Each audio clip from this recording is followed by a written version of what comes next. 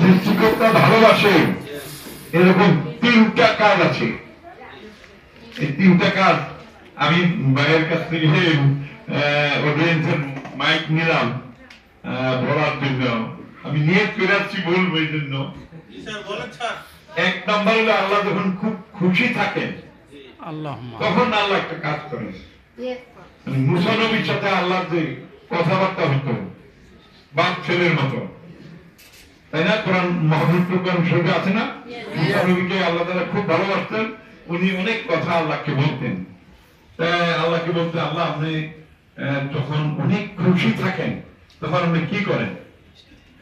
বলে তখন আমি বান্দাকে একটা মেয়ে প্রেজেন্ট করি, মানে তার ঘরে একটা মেয়ে দেয়।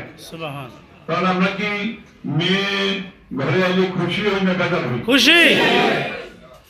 উল্টা করে দেবেন না নাকি? না স্যার, বইলে নাকি কেন খুশি। মেয়ে আইলে কি খুশি হন না বেজার হন? খুশি।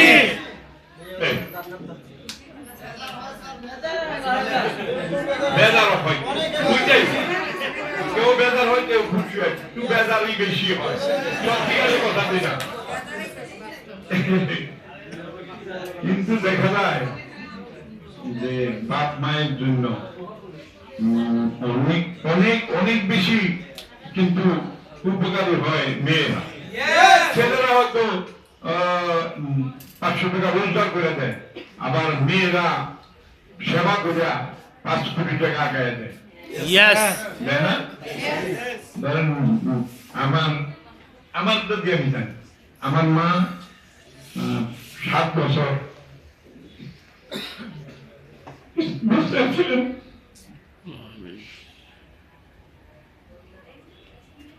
এখন এই 7 বছর বিছানা পায়খানা সব করছেন। এই কাপড় কি আমি ছেলে হিসেবে ধুতে পারবো? হয় আমার স্ত্রী ধুইব যদি মানুষ হয়, আর আমার ভাবি ধুইব। কাজের লোকরা ঠিক মতো ধুবে না। আমি 3টা কাজের লোক রেখেছি আমার আম্মার জন্য।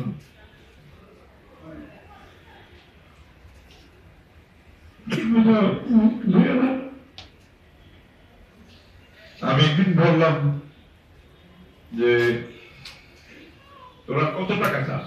12,000 টাকা বেতন দেয়, গ্রামে 12,000 টাকা কম না। কত টাকা হইলে আমার মায়ের সঠিক সেবা করবো? কয় স্যার 15,000 টাকা দিয়ে।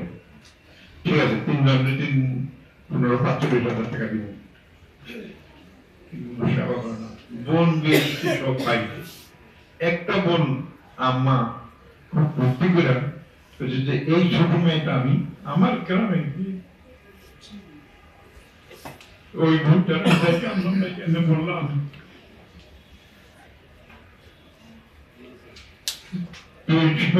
একদিন অন্তত কষ্ট করে আয়সা ওরা মার কাপড় অনেক সময় ময়লার কাপড় ঘরের ভিতরে দুর্গন্ধ হয়ে যায় বাতির ভিতরে। এটা কি তোরা করবি? তোরা কি দেখবি? আর আমার ভাবিরা যারা বড় বড় কথা বলে বাইরে বলে সব সেবা আম্মা 7 বছর যাবৎ বেড়ে ঘুরে আছে আমরা করি। আমরা সবাই চোখে পানি আসতেছে, কথাটা কি সত্য না মিথ্যা? সত্য। এমন সত্য, এমনই সত্য, চিরন্তন সত্য। আমাদেরও এরকম হইতে পারে, এমন জিনিস যে সবার বলা যাবে। কথা সত্য কিন্তু বলা যাবে না।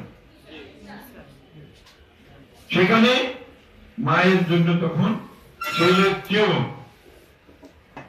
টাকা আমি দিছি, এবার আমার বোন দিছি, আমার ভাবিরা, আমার ওয়াইফ দাঁড়ে কাছেও যায়নি, বাইরে বলে আমার জন্য খাইটা আমার 2 হাত লাল হয়ে গেল, 2 হাতের চামড়া নষ্ট হয়ে গেল, আমার নখ উঠে গেল, আমার জন্য একদিনও সেবা করে নেই। কি বলবো? বাস্তব কথা আমরা না বলে পারবো? বাস্তব তো বাস্তব। তা আল্লাহ খুশি হইলে তখন সে একজন আলহামদুলিল্লাহ মেয়ে দেয়। কি বলেন, কত পবিত্র কাজ, পবিত্র কথা। এরকম অনেকগুলি কাজে আল্লাহ তাআলা খুশি হন। খুশি হয়ে কি কি দেন আপনারা শুনতে পারবেন, বুঝতে পারবেন, বলতে পারবেন। আমি এখন আর বলবো না, আমাদের বড় লিডার আরো ভাষণ দিবে। কোনো কথাই আমরা এমন কথা বলবো না যে কথার ভিতরে মজা থাকবে না।